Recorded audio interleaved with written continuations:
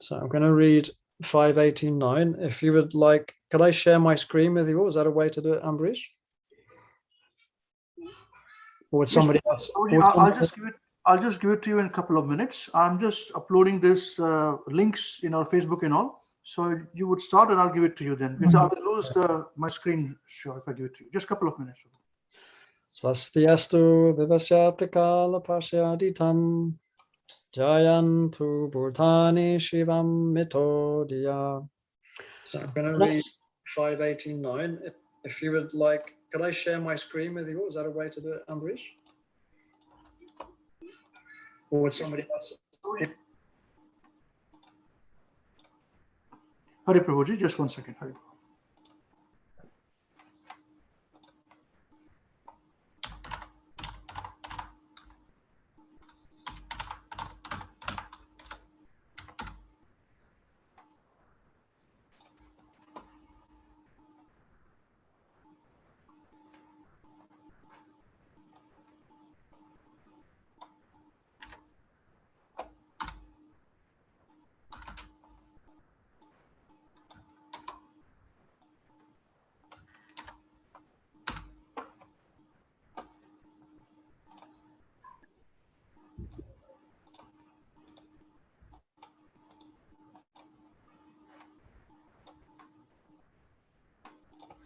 Okay, we'll take the YouTube link now.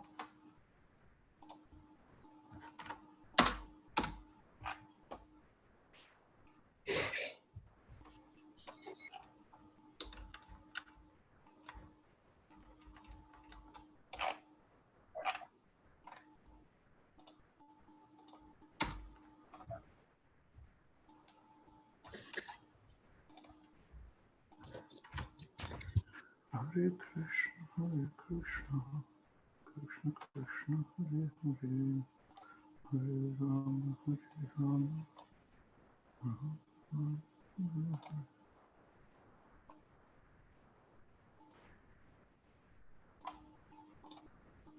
Okay.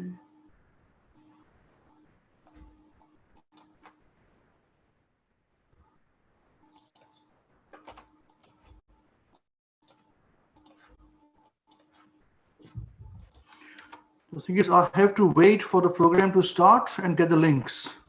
And then upload them. I can't do it beforehand, you see. Just 1 second, please. I'm nearly done.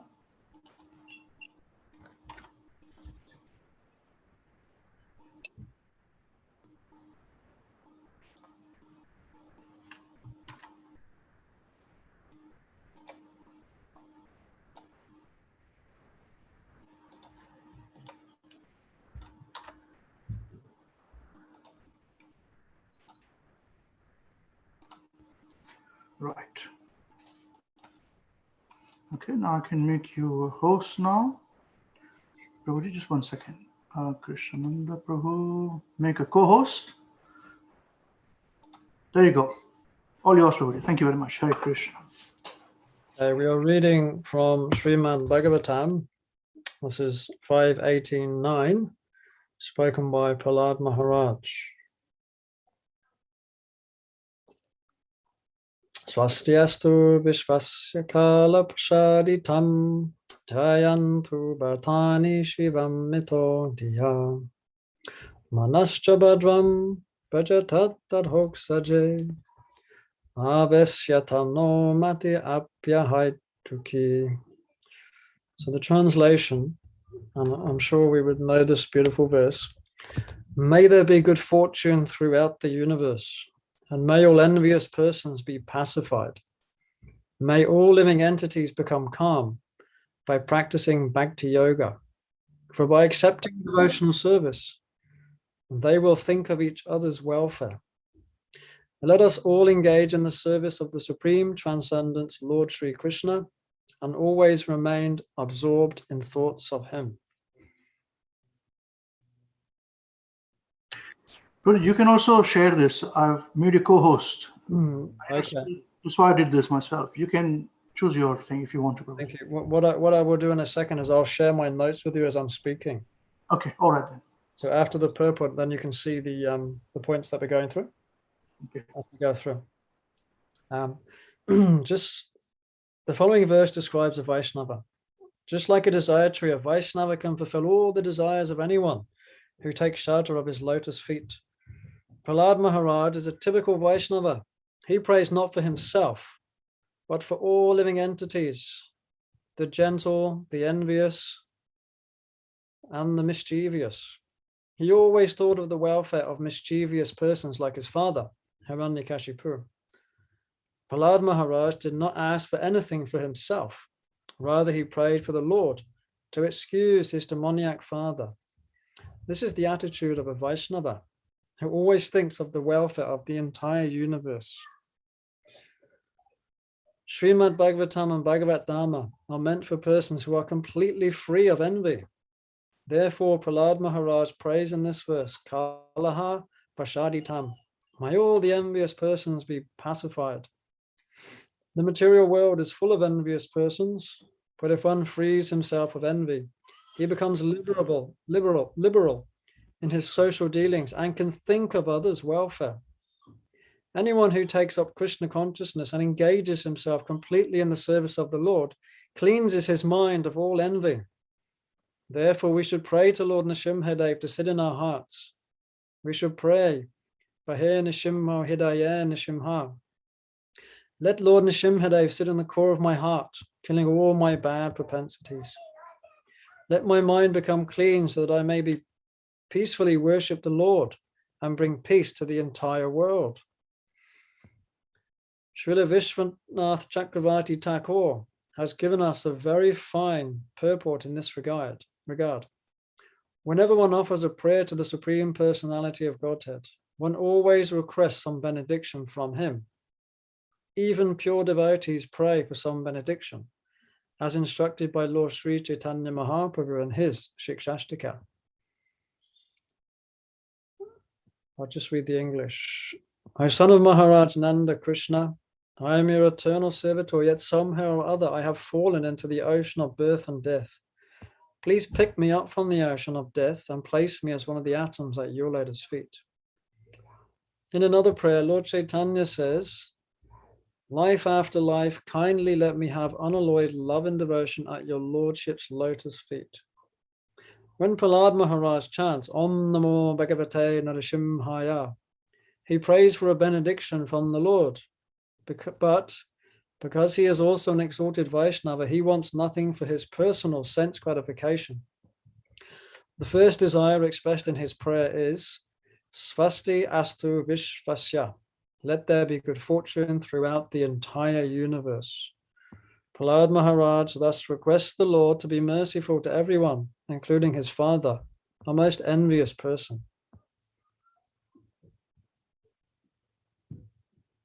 According to Chanakya Pandit, there are two kinds of envious living entities. One is a snake, and the other is the man like Hiranyakashipu, who is by nature envious of everyone, even his father or son. Hiranyakashipu was envious of his little son Prahlad, but Prahlad asked a benediction for the benefit of his father. Hiranyakashipu was very envious of devotees, but Prahlad wished that his father and other demons like him would give up their envious nature by the grace of the Lord and stop harassing the devotees. The difficulty is that the Kala, envious living entity, is rarely pacified. One kind of Kala, the snake, can be pacified simply by mantras or by the action of a particular herb. An envious person, however, cannot be pacified by any means. Therefore, Prahlad Maharaj prays that all envious persons may undergo a change of heart and think of the welfare of others. If the Krishna consciousness movement spreads all over the world, and if by the grace of Krishna everyone accepts it, the thinking of envious people will change. Everyone will think of the welfare of others. Therefore, Prahlad Maharaj prays, Shivam mito diya. I'm going to stop there because that's the line that I really wanted to bring up. If the Krishna consciousness movement is spread all over the world, and if by the grace of Krishna everyone accepts it, the thinking of envious people will change. Everyone will think of the welfare of others. So we can see how this verse in the Bhagavatam is very, very connected to Srila Prabhupada's mission and the reason why we're all here today. So I'll just say a very quick prayer. Hamagyana Timirandasya Garanjanan Chalakaya Chaksha Ummalitam Jaina Tasmai Shri Gurave Namaha. I was born into the darkness of ignorance, and my spiritual master has opened my eyes with the torchlight of knowledge. I offer my respectful obeisances unto him. So this is a beautiful verse from the Bhagavatam.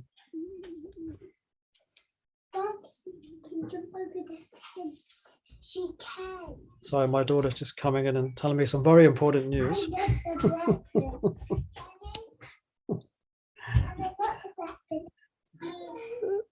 Maybe Daddy's talking on the computer, love. Thank you. Can you close the door?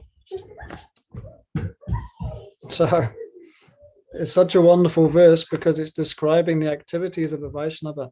And the activities of a Vaishnava is to bring peace and happiness to the entire universe. How do I share my notes with you all? Ambrish Prabhu. If you can, there's a share screen At the bottom? at the bottom. Yes. Press on it. You click on it, and you will get the option of Yes. Okay. And it says whiteboard part 4. yes, you can choose. And Can I only share one thing at a time, or can I share everything? one thing at a time. Right. It's not giving me the one that I want to share. Hang on a second. You need to open it on a computer first. Yes.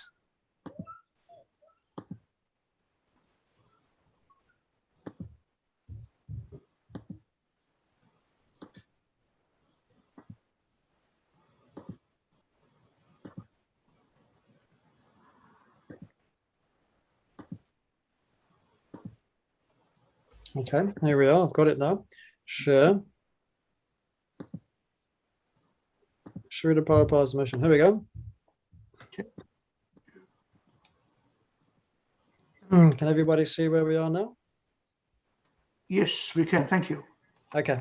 So what I was thinking for today's class, we'll look at 3 things. First of all, who is Srila Prabhupada? And I'm sure we all know Srila Prabhupada, and he's such a magnanimous personality. There's so much about him to be known. And then we're going to talk about some quotes where Srila Prabhupada himself talks about his mission and try and deepen our appreciation of his mission from his perspective.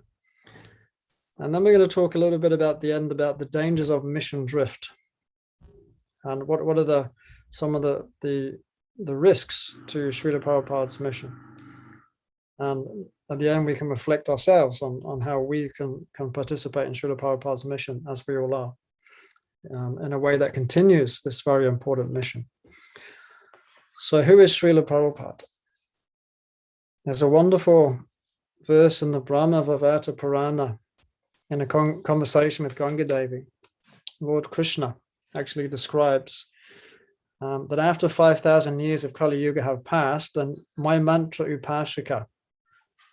So this is Krishna speaking over 5,000 years ago. He's talking about his mantra Upashika, the great sage and the worshipper of the holy names, who will appear and spread the chanting of Krishna's names, not only in India, but across the entire world.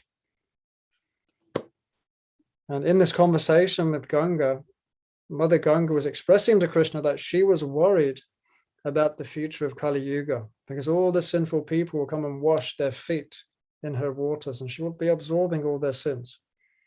So then Krishna's pacifying Mother Ganga and saying, don't worry, my mantra Upashika will come after 5,000 years, and he will spread the chanting around the entire world, and then all the devotees from the entire world will come and they will bathe their lotus feet in your waters. So we can understand that Srila Prabhupada is none other than the mantra Upashika spoken of by Sri Krishna. And I'm just reading from here in the Chaitanya Mangala by Lochan Das Thakur. Lord Chaitanya also talks about Srila Prabhupada's coming. It says, taking the sharp sword of the congregational chanting of the Hare Krishna mantra, Nama Sankirtan, I will root out and destroy the demoniac mentality in the hearts of all conditioned souls.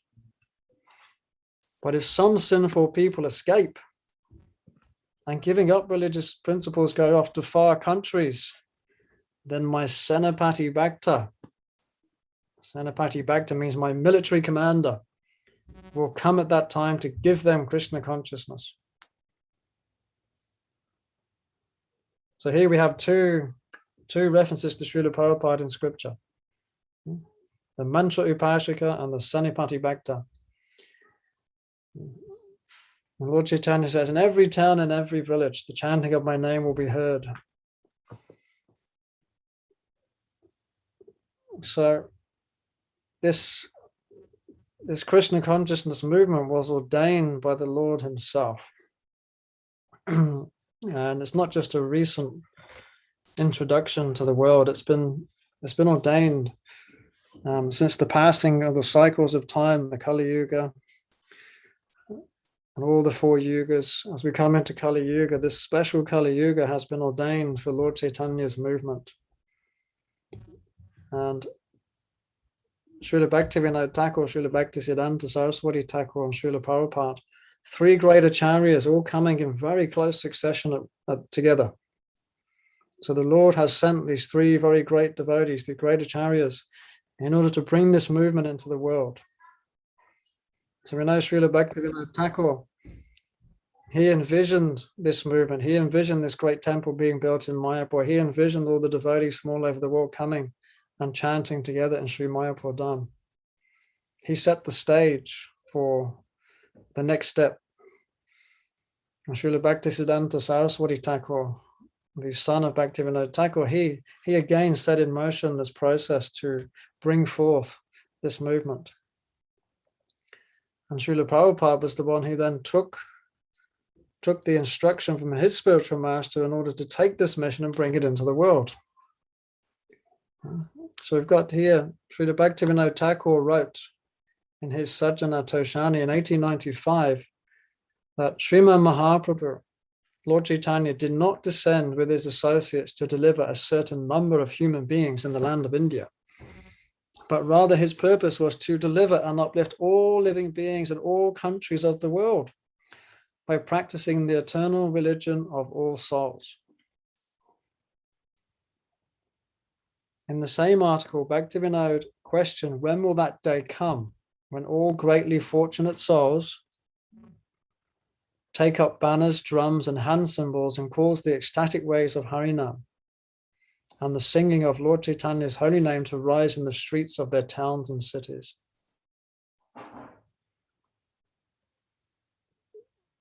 I'm going to skip a few things as we're going through, but if anyone has any questions as we go through, please put up your hand or take questions at the end. But what this all means is that Srila Bhaktivinoda Thakur, he could see the desire of the Lord. He could understand what was coming. And so he set in place the right conditions in order for his son and then Srila Prabhupada to come to the West. And Srila Prabhupada himself also, he also foretold, at his time of his birth, his horoscope was read.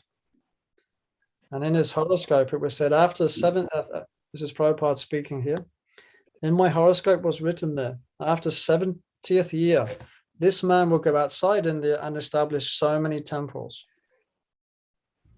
And Prabhupada was saying, I could not understand, what is this? I have to go outside India?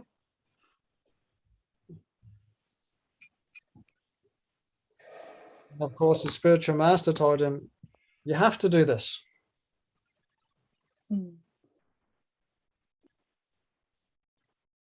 So Srila Prabhupada, he was not born into the world in the same way that we are born into the world. We understand that he was a Nitya Siddha. A Nitya Siddha means an eternally liberated soul. He came for the purpose of spreading this Krishna consciousness movement and bringing forth this great movement to change the world. And as Prahlad Maharaj said in his quote there in the Bhagavatam, by thinking of the welfare of others, then they will become peaceful and happy. So it's really important that we understand what actually was Srila Prabhupada's mission. Because as we'll speak about later, it's very easy in all organizations, particularly non-profit organizations, for the original mission to somehow get lost.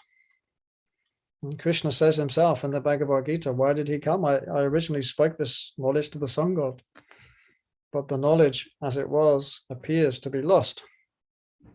Therefore, I'm coming to speak it again. And as Srila Prabhupada's mission is to last 10,000 years, then obviously we have to keep that mission in the forefront of our practice and our endeavors. Ambarish Prabhu, have you just recently opened a new center? Yes, Prabhuji. Hare Krishna. By the grace of Srila Prabhupada, one of our congregation, very senior devotees, Avinash Krishna Prabhu and his good wife Saraswati Mataji, they donated us a nice house, So one house with a front room, which has now been cordoned off. So we have our own center, Hare Krishna Weekend Center. Well, this next beautiful quote is for you, all of you. Jai. So this is a letter to Nandarani, Krishna, Devi, Subala, and Uddhava on the 3rd of October 1967. Prabhupada says, whenever there is a new branch of our society for Krishna consciousness, I become very happy, and my blessings in heart and soul are with you. Jai. I went to your country for spreading this information of Krishna consciousness, and you are helping me in my mission. Although I am not physically present there, but spiritually, I am always with you. Our procedure is very simple and consistent. We chant, we read from Bhagavad Gita and Srimad Bhagavatam, and we distribute prasadam.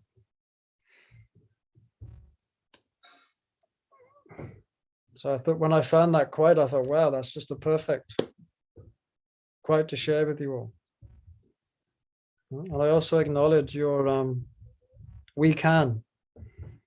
I know it's an acronym, but it means we can do this. It's simple. We just follow the simple formula that Srila Prabhupada has given us.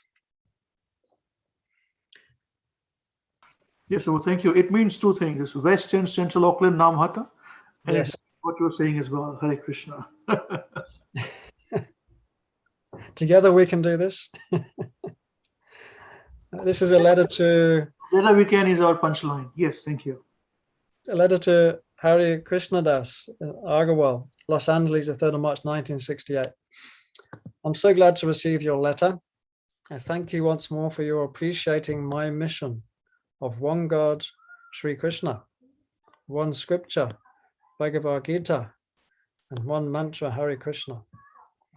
This idea is not manufactured by me, but it is authoritative statement in the Gita Mahatma Skanda Purana. So Prabhupada's there talking about his mission. And it seems, when we read that the mission is that for the whole world, there'll be one God. There'll be one scripture, one mantra.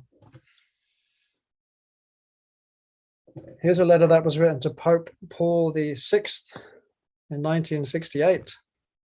Prabhupada said, my mission is in the line of Lord Chaitanya, who personified love of Godhead and who advented himself 482 years ago in India and preached God consciousness all over the country. His mission to revive God consciousness all over the world on the basis of Srimad Bhagavatam, science of God. The principle of Srimad Bhagavatam is that any religious faith which helps a man to develop love of God without any motive and without being hampered by any material condition is transcendental religion. And the best process, or the easiest process in this age, is to chant the holy names of God. Hare Krishna. Here's another one from Prabhupada. This is in the Easy Journey to Other Planets. It says, our mission is to save humanity from the pitfalls of incarnating again and again in the cycle of birth and death.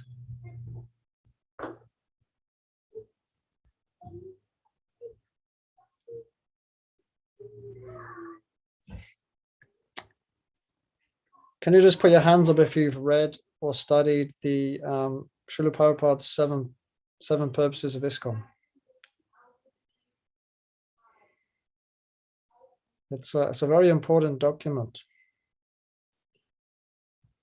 There's also another document that was written by Srila Prabhupada. It's actually quite hard to find. It's called the Constitution of Association. Have you hands up if you read that one? So if you do a search on the Constitution of Association, you'll find there Srila Prabhupada wrote, and it's more of an expansion on the seven purposes. But in the seven purposes of ISKCON, Srila Prabhupada outlines his purposes. So all non-profit organizations, Srila Prabhupada set up the ISKCON International Society for Krishna Consciousness. All non-profit organizations start with a clear mission. And it's a very common factor, it's an inevitable factor that all missions in organizations tend to experience something called mission drift. And mission drift is when the primary mission somehow becomes secondary and accidental values creep in. And this happens over time gradually. Now, one of the laws of the material world is the law of entropy. That means everything goes from a higher state to a lower state. So whatever we start with, unless we consciously maintain something, and we fight, we have to fight to maintain something in this material world. If we want to keep to our principles and keep to our values, we have to actually fight for that. If we just go along like a fish going with the flow, very quickly things will degrade. So we have to be like the salmon that are going against the flow. For a salmon to get all the way up the river against the flow, they have to fight pretty hard. So the flow of Maya is going one way, we have to go the other way. So we have to consciously be aware of mission drift and how that can impact us collectively as an organization, but also individually.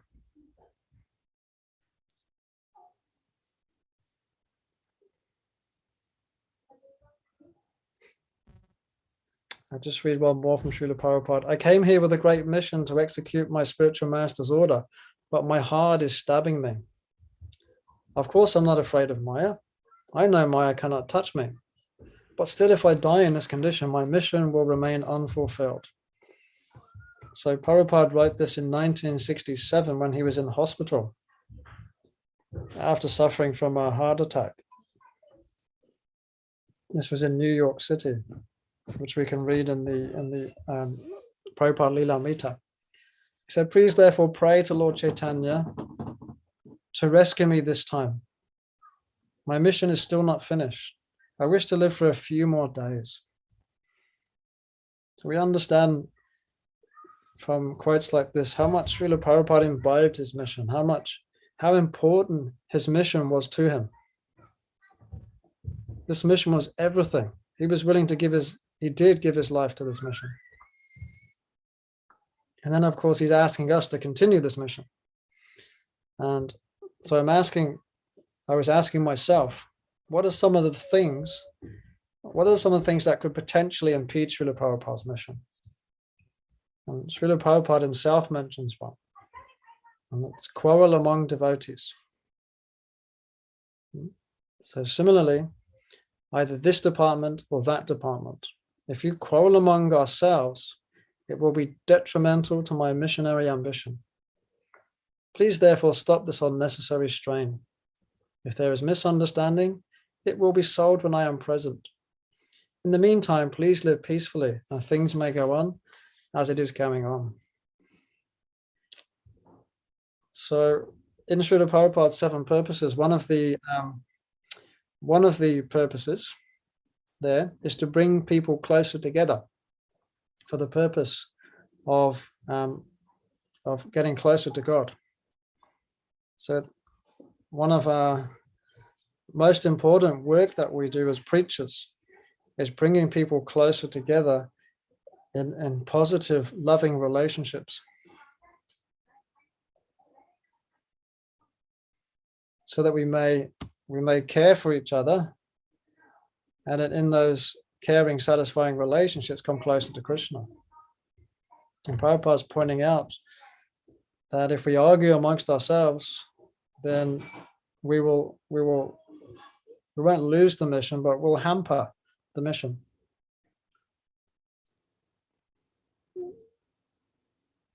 If anyone's got any questions as we go along, please, because these are big topics. The danger of mission drift. So we talked already about mission drift. It's when your primary objective becomes a secondary objective. So on some occasions, Prabhupada himself said that ISKCON could be destroyed not by outsiders, but by insiders. Such changes are the result of a gradual drift of the disciplic succession away from its original message and mission. And as I was doing research, I came up with three main dangers. So the first one is a pretty obvious one, because we're a non-profit organization, but money becomes the primary objective. When I first joined the movement in the late 90s, I was sent to a temple in the north of England. And previous to going there, I had been distributing Prabhupada's books on the streets, and I was just approaching people and saying, on order of my spiritual master, I'm distributing these books. And people were taking the books. And I was feeling very satisfied. And then I was sent to a temple to train. And instead of distributing Prabhupada's books, we were trained how to collect money. And we would give some books, but the primary objective was collecting the money. The secondary objective was giving the books. And after some weeks, my heart became completely dissatisfied. And I had to approach the temple commander and say, I'm sorry, but I can't do this.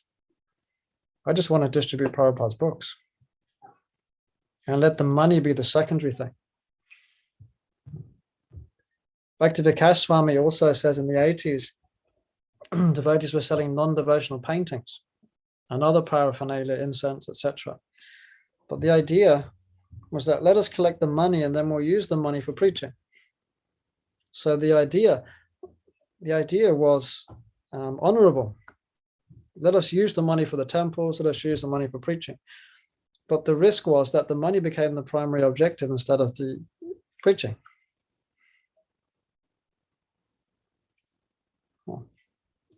Now, another danger is that karma kandya, or philanthropic works, becomes the primary objective. Vyasadeva, in the beginning of the Bhagavatam, he's lamenting.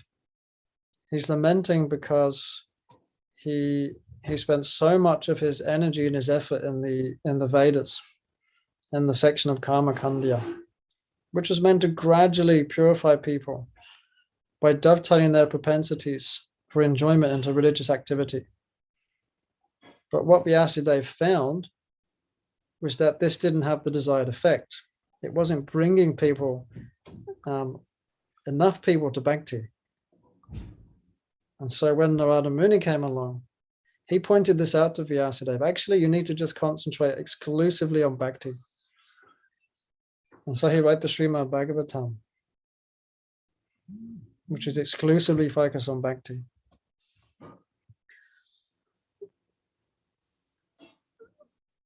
And what we can see, one of the dangers here is that we want to do good things. So we want to go out and we want to feed people because it's a good thing to do, especially if we're feeding people prasadam, right? Or we want to do charitable works. And then through doing charitable works, the idea is that people will be like us, they'll come closer to us, and then we'll teach them about Krishna. But again, the primary objective, the first thing we put, there's a risk that after some time we start thinking that the charity is our primary objective. And again, the preaching becomes your secondary objective. Gradually over time, these things sneak in. And the third area where we can drift from our original mission is by loosening the standards or changing details. Recently, I was looking at an example of serving prasadam. So Srila Prabhupada, he actually wrote an instruction for how we should serve prasadam. And it was very clear, step by step. Everybody should be sitting down. And first he gave the step, which we should serve first, and then next, and then next, and then next, and how this should be done. But of course, now when we go into our temples, we serve mostly standing up. So just a little change, but it can have a big impact on our movement. What makes something a secondary objective as opposed to a primary objective?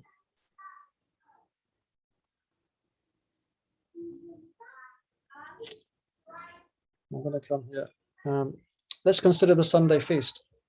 Contrary to what the name implies, the primary objective of the Sunday feast isn't prasadam. What's the primary objective of the Sunday feast? Transcendental knowledge. What we really want to do is we want to give people knowledge of Krishna. So we invite people through the Sunday feast because that attracts people. But our primary objective is to give them Krishna Katha. So the reason why I'm bringing these things up, I guess, is that for myself, I've been reading and studying. How do we always keep the primary objective in the forefront of our endeavors? I'm thinking in relation to my school, our school, and you may think in relation to your new center. We may think in relation to my own practices. How do I ensure that I'm always keeping the primary objective of giving people Krishna Bhakti at the forefront of my endeavors, and always being aware of any change in that, so that we can bring things back to Srila Prabhupada's mission.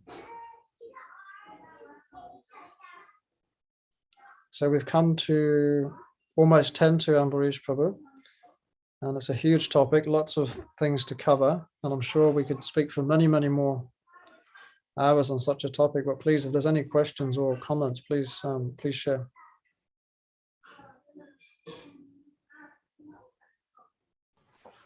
Yes, well, thank you. These are some very important points you're raising. These are very close to my heart as well.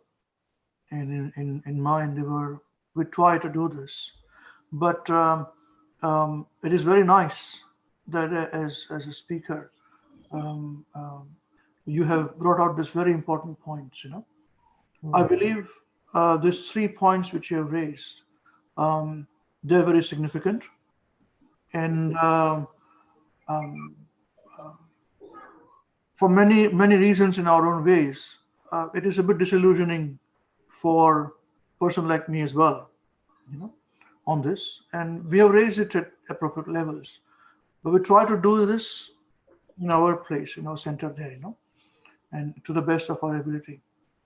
But in saying that,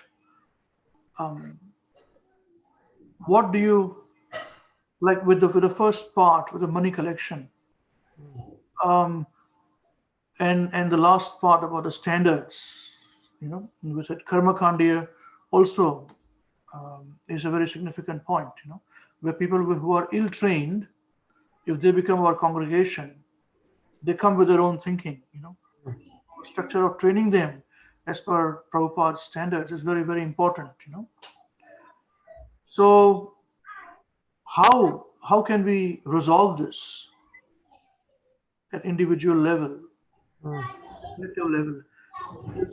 If you can throw some light on that point, Prabhuji. I think the most important thing is, well, first of all, we're following the orders of our spiritual master. Because the spiritual master, he has Srila Prabhupada's mission as his primary objective. So to the extent that we're following our spiritual master, we should be doing the right thing. But also it's good for each of us, I think, to try and deeply imbibe and understand what was Srila Prabhupada's mission. What are we doing? And constantly remind ourselves, because it's very easy in Kali Yuga to forget what we're doing and why we're doing something, because other things gradually creep in. And if we're not always alert and on guard, Maya will put things in without us even noticing. They say if you lose your money, you will notice immediately. If you lose your phone, you will notice immediately. But if you lose yourself or you lose your values, you may not notice for a very long time, which is pretty scary. So in other words, we can go down this journey of mission drift for many years without noticing. It just slowly creeps in. So it's always bringing things to the forefront and always taking the instructions from the spiritual master and being clear about what it is and how I'm taking that and applying that.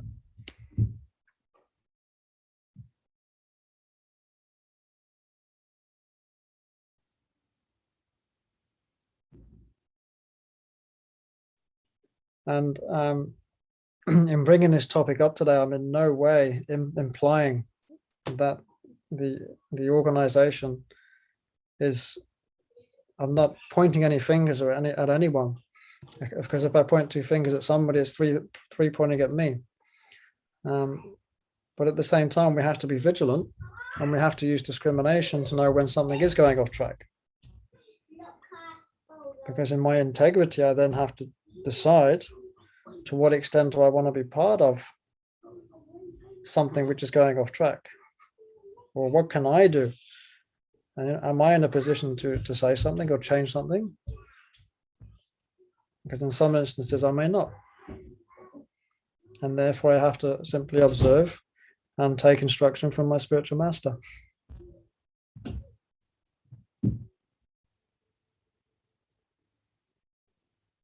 It was very interesting when you asked me, Ambarish Prabhu, what would you like to speak about? And on my mind was this, I was thinking about Srila Prabhupada's mission. So then when I said, oh yes, I'll speak about Srila Prabhupada's mission. And then I went away and thought about it. And I thought, oh my God, that's a hard topic to talk on. Because it's not just philosophical. It's very emotional. Because we all have invested our lives and our hearts in Srila Prabhupada's mission. So if we just talk about the soul, or we talk about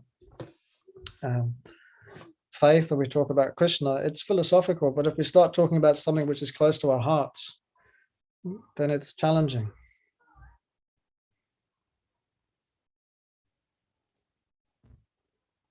Any other questions or comments?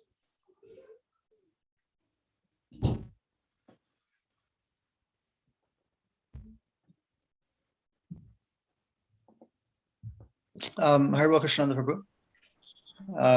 Sorry, I came a bit late to your lecture. Nice to see you. Nice to see you as well, Prabhu. Nice to see you as well.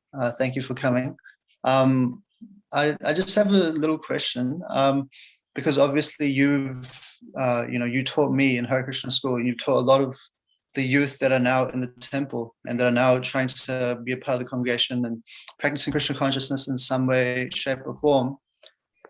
I just have a question, because I'm sure you would have thought about this, and you are thinking about this, is that how can you, what's the role of like Hare Krishna school, for example, in giving, young kids kind of the exposure that they need in order to, find their identity in, within Krishna consciousness, or making them understand what Prabhupada's movement is about, as you did with us, and as all the teachers in Hare Krishna school did with us, so that we could get that, how do you say it? We could get that step forward, give us a head start.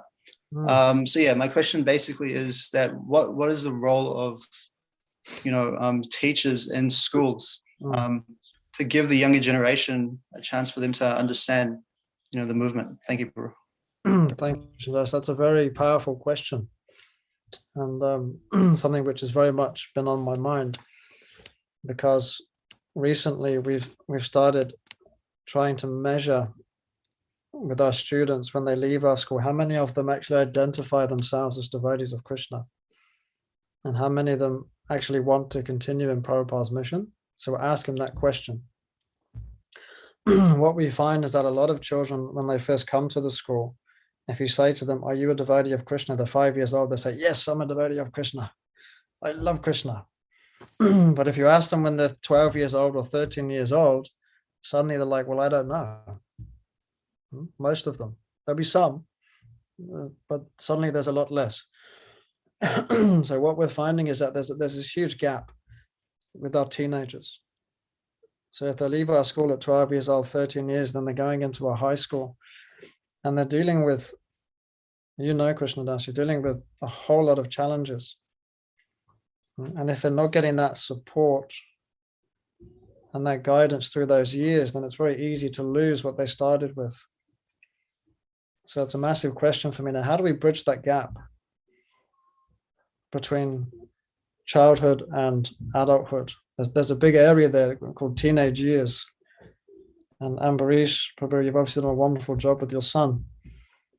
But how many of our teenagers have survived and come through that stage into adulthood, identifying themselves as Krishna's devotees and really continuing the mission? Unfortunately, it's a very small number. And so I believe that we have a collective responsibility to somehow bridge that gap and put more into that youth development. And I feel myself somehow at this point anyway, I can't say unable to do that, but I feel like I need myself to put more energy and attention into that. So thank you for asking that question, Krishnadas. It's a very important area.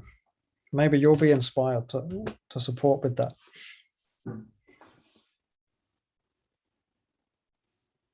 Thank you, Prabhu. Thank you. I think you've definitely helped me, and you've helped a lot of us, in giving us that, understanding of our place in the movement. Really, like, I'm speaking from my heart that, you're teaching us from, however, when I was 9, when I was 10, all the way to 12, and still keeping in contact with us. That sort of thing where you re-engage with the youth. I see you do that quite a lot, which is why I thought it was appropriate to ask you the question, because I know that you've been putting that effort in to, inspire and encourage the youth that came under your wing as you, the teacher. So yeah, thank you for answering. Thank you. I wish I could do more. I was at the temple dressing Prabhupada in the morning, and I saw Zeal was there at 5 a.m. chanting her rounds. I was very happy.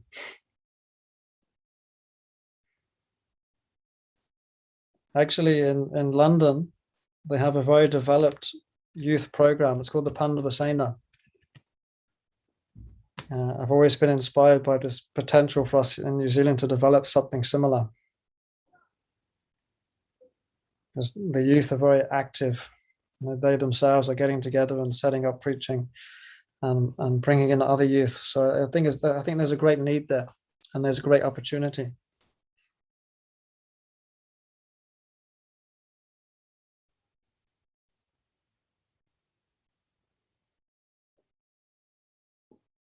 Any other questions or comments? Prabhuji, may I request you to just unshare the screen so we can see everyone together? Maybe that'll inspire sure. to speak then. Oh, great. I can see everyone now. Yes. others as well, if you would like to ask questions, especially our newer devotees, as you take your initial steps into Krishna consciousness. And Krishnananda Prabhu is the right person, being in the teaching and the principle. I've seen him grow the school from where it was. I always seen him, I always told him, I remember our impression is that very practically he would implement, very strong in his strategies, practical, as well as in mode of goodness. It's a very unique combination he's got. So please feel free to ask your questions. Yeah, Hare Krishna. This opportunity won't come so easily. Any questions, welcome. Hare Krishna, Krishnan Prabhu. Hare Krishna, Chaitanya Prabhu. Thank you very much for your wonderful, actually, discourse and the discussion point where actually, and they're very, very important actually. And you all already highlighted how actually, all these things is actually diverting Srila Prabhupada's mission. So actually, there's a lot, much more emphasis actually being put on actually collecting the money and so things like that. So I was thinking on that point, like as Srila Prabhupada says that, whatever leaders do, ordinary people follow.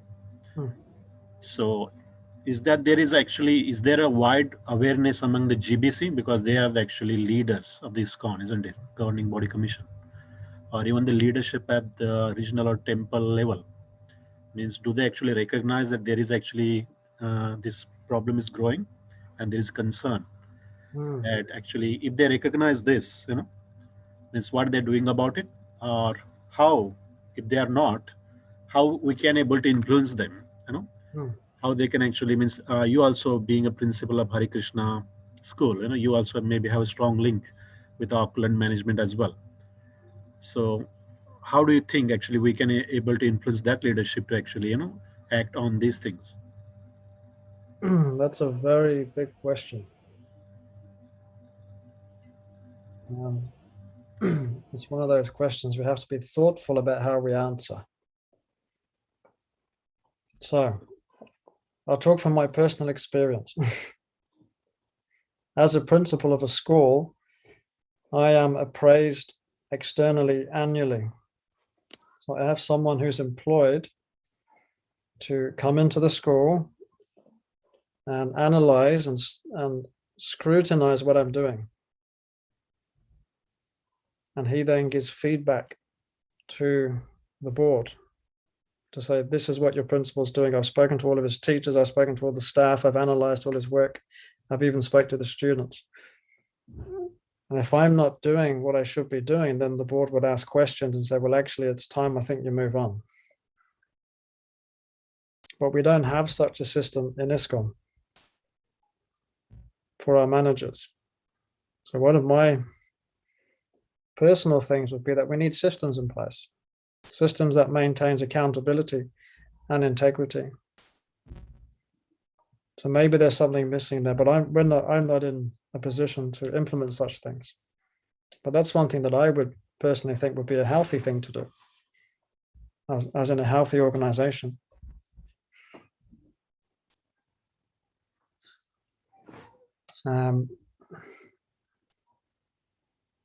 Also, we see that most GBC members are also temple presidents.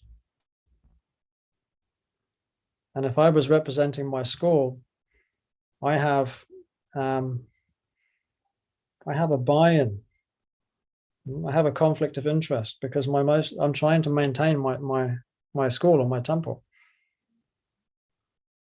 I personally think it would be healthier if GBC members didn't have any personal system or temple to manage, because then they could be truly independently thoughtful, which is what a Brahmana is supposed to be. So it may be that there are some systemic system type issues that could be addressed, that could then improve the process by which governance happens. But who is going to be the person to implement that? We don't have Srila Prabhupada here who can come along and say, cut through cut through the nonsense. Srila Prabhupada had the potency to cut right through with a knife, nonsense, and change things. But since he's left, we've lost that Sanipati Bhakta, that great general. So at least if we can't change, the only thing we can change is ourselves.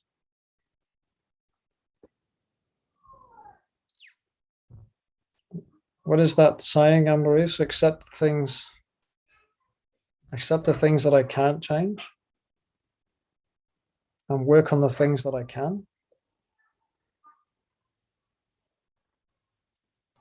So yes. Yes, and be the change that you want to be. Yeah, you be the change. We be the change that we want to see. So to some extent, we have to accept things as they are.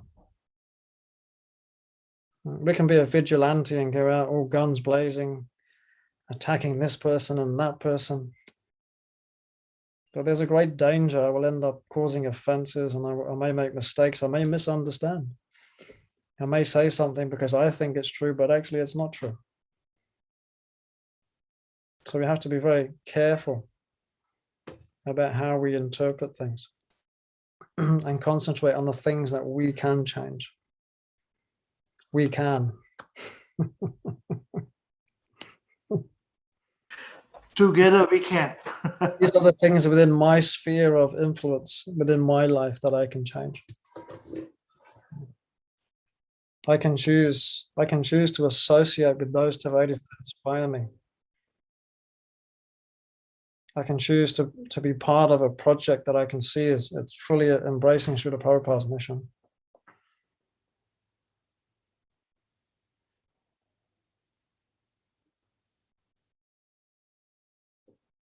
I'm sure that doesn't fully answer your question, because I think your question is a very big question.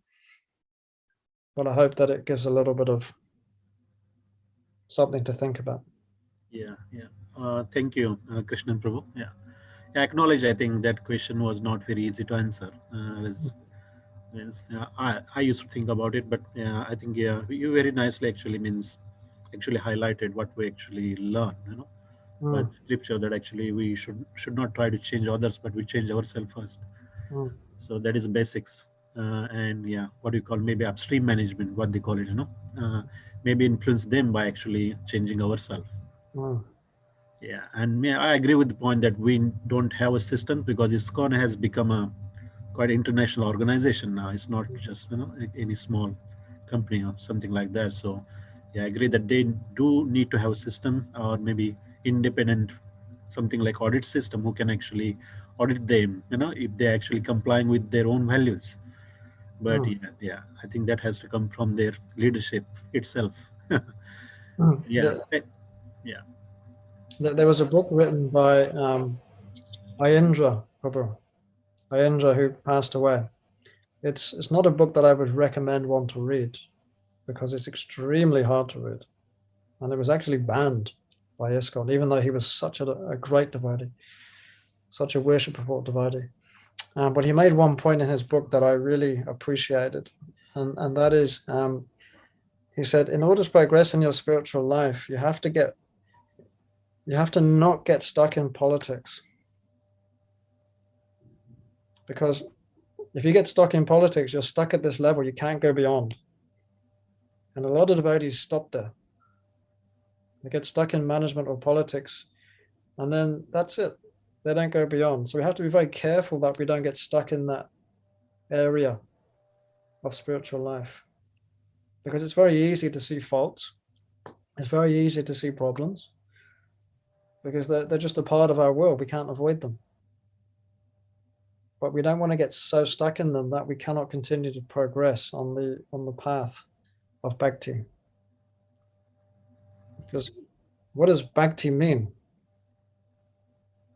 Bhakti means love, loving devotional service.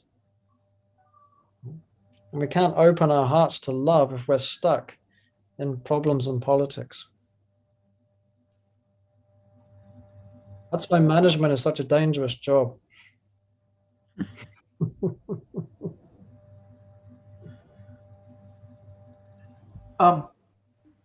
Yes, Prabhuji, and this is a management issue. And I think, have you heard of direction of management, DOM documents of Prabhupada? Sorry, is that a question? Yes. Have you heard of direction of management, Yes, I have. DOM? I think Yes, that addresses this question considerably, you know? it does. It does. In fact, I was reading it yesterday. Oh. Yes. Yeah. It's quite decentralized structure, which Prabhupada spoke about there. Yes, we know that Prabhupada actually set up a perfect system. He was very concerned that his mission continue. And he made sure that he had written down in the Constitution of Association and in the 7 purposes and in the direction of management, those clear guidelines for us to follow. So the most important thing is that all of us want to be part of that great mission. And what we don't want to be individually is a hindrance to that mission. So the one thing we can do individually is contribute and make sure that I'm not a hindrance. So we want to be like the bees that are always looking for the nectar. How do I find the nectar? How do I find the devotees that are giving me inspiration, they're giving knowledge, and they're doing wonderful service? How do I connect with them?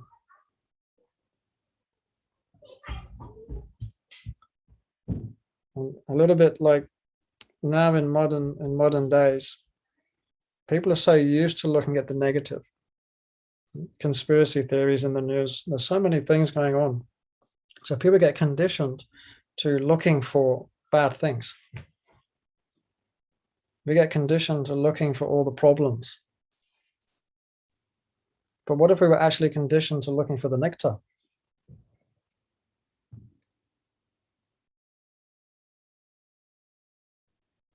Just like the bees, they're not interested in finding sores on people's bodies. If a bee flies past you, it's not going to look for the sore. It's only looking for the nectar. But if the fly comes around, it's looking for the sores on the body. It's not looking for the nectar in the flowers. So let us pray that we can all be like the bees and always look for the good in others. That was Prahlad Maharaj's prayer. Go back to our beginning in the Bhagavatam. Prahlad Maharaj prays, let us think of the welfare of others. So I just go through what we addressed today. We started off with Prahlad Maharaj prayer about always thinking of the welfare of others. We talked about Srila Prabhupada's mission, which is, we understand, multifaceted, but it's to bring in the mission of Lord Chaitanya to spread this beautiful Krishna consciousness movement all over the world.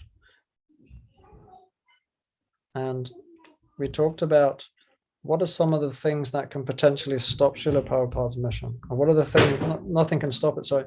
What are the things that can start to drift away from the original mission? And we're coming back and concluding, and what's the most important thing? The most important thing is that we align with Prabhupada's mission and always look for the good and try to look for the welfare of others.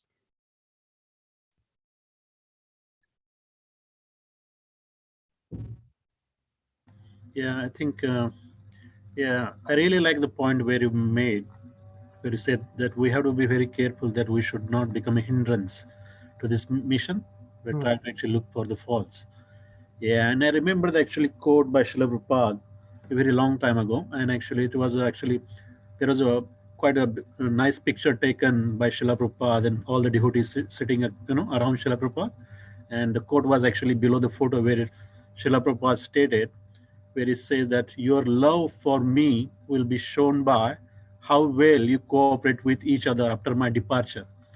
So actually I read that, long time ago I read that, and I said, yeah, it was really important point Srila Prabhupada made, So actually how well we work with each other actually to propagate this mission rather than being a hindrance.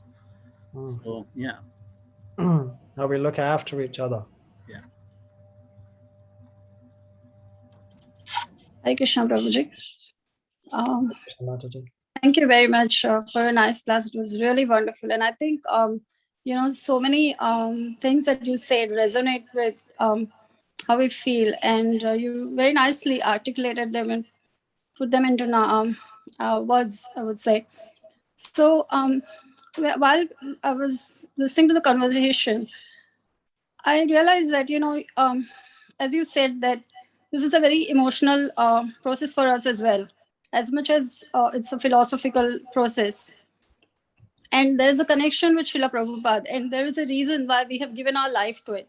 So, you sometimes join something, but all of us have actually given our lives into it. So we don't have anything apart from this for us, And when you do that, and then there is a reason why you have done that. So you have tested everything else, probably. Some of us have, some of us have not. And we are convinced that this is the best life solution, or this is the best lifestyle that one should follow. This is the best thing that can happen to anyone. So when you come to that point, of course, it's Srila Prabhupada is the primary reason, I'm sure, a common reason for all of us to join, and his teachings and the genuinity of this pure devotee and soul, and then the knowledge about Krishna. So when the mission drift, as you were talking about, happens, then obviously you are connected to this movement. As an individual, you're connected to it. But when things drift, then it's very hard for you to connect as well. So then rightly you pointed out that, yes, we should choose our association. And we have the choice to, and also rightly pointed out that Srila Prabhupada has said this, that if, don't complain, if you see something, then something is wrong, everybody's trying. So why not you change it? So I understand that point as well. So that's great. But then as I was listening, I was thinking that, well, I mean, for us as an individual, it's a very good approach that, yes, it's very beneficial that I'm seeing the good, and I'm, and that's the best approach. And read Srimad Bhagavatam and just focus on the positives, because there are so many positives actually. However, I also thought that, well, if there is a drift, then somebody should also stand up and say that there is a drift. If otherwise, how is the movement, like, how is this Krishna conscious movement that Srila Prabhupada has started going to be protected? Somebody has to stand up and say also, right? Mm-hmm.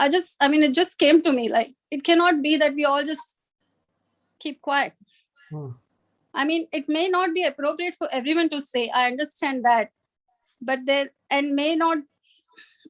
everyone may not be in a position to say, I understand all those things, but we cannot just let things drift.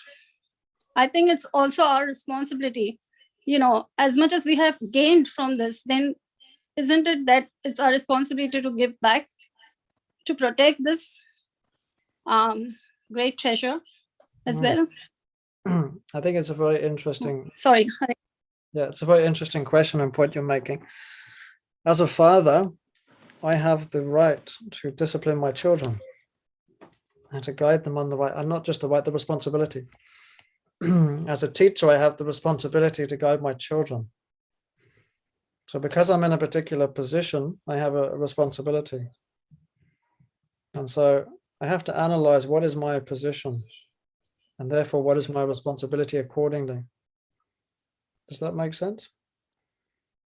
So if my position is such that I have a responsibility to say something when I see something, then I may. It's like if I'm out somewhere and I see a mother or a father behaving in a particular way with another child, I don't have the right or the responsibility to say to that parent, hey, you're letting your child watch too much TV, whatever it is, because it may not be taken in the right way. This is just a very practical example. So I have to be very careful that I analyze my own situation and how qualified I am to be able to say something. at the same time, of course, we have to recognize when faults are there. It's like discrimination is a very important thing. It's a very important quality. We should never lose discrimination, because discrimination is part of our intelligence. And a practical example, right now, there's so much going on in the world, and our discrimination would enable us to make the right decisions.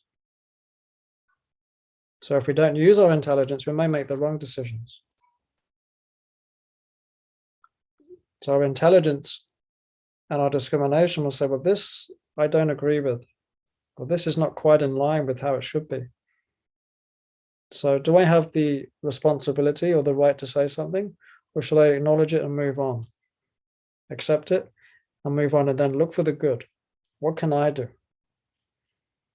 According to my position and my responsibility, what can I do to contribute in a positive way?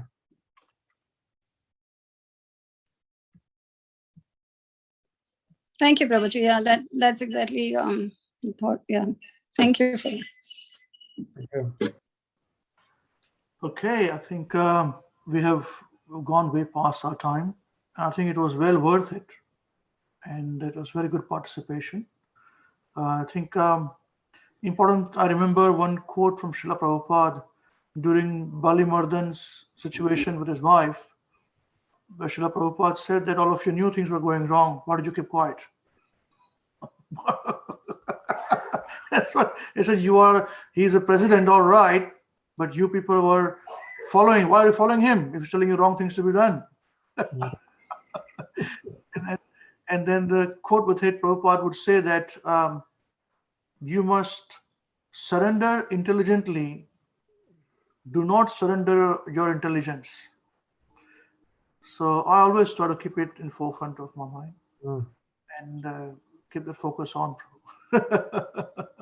And that's one thing I really appreciate about Ambarish Prabhu, about your program, is that you always encourage those people learning with you to think intelligently. Yes, sir. Thank you very much. Please keep blessing us, praying for us. But somehow or other, all these devotees will become better followers of Prabhupada, much better than me. And that will be my success, the litmus test. We have to say. So I would like to thank Krsnananda Prabhu on behalf of all the devotees who are with us on Zoom as well as on YouTube. There are a few on YouTube as well. And they will be watching you or your video in the future as well with it. We've got people who keep coming to that as well. So this is a very wonderful topic, and I thank you once again for choosing this topic for us, for our betterment. And it is never easy to talk on the subject, and it in fact is a very beneficial topic for us as in our preaching exposition, so that people are aware about what's going on, how they can, the skills they would need to continue their devotion and grow in their devotion, and for newer people that, okay, what we are getting into and what we should be doing, and these are things. All right, eyes are open, not that we are fooling anyone. So thank you very much once again, Krsnananda Prabhu. And I'm sure the school is growing in the last 11 years from where we had left. It has grown much, much beyond, and you've got a high school. It will grow more and more. This is our prayer, and we are fully confident about your skills and abilities and your team, Prabhuji. Hare Krishna. Thank you so much. Thank you very much. Thank you so much for inviting me and for giving me this opportunity to be with you. Jai. Thank you very much. So now we will take a short break on YouTube. So we'll disconnect the YouTube channel now and give you a link again in about 20 seconds. And Krishnadas, I will request you to sing Jai Radha Madhava as we come to the next session of our program. Thank you. Hare Krishna. Jai.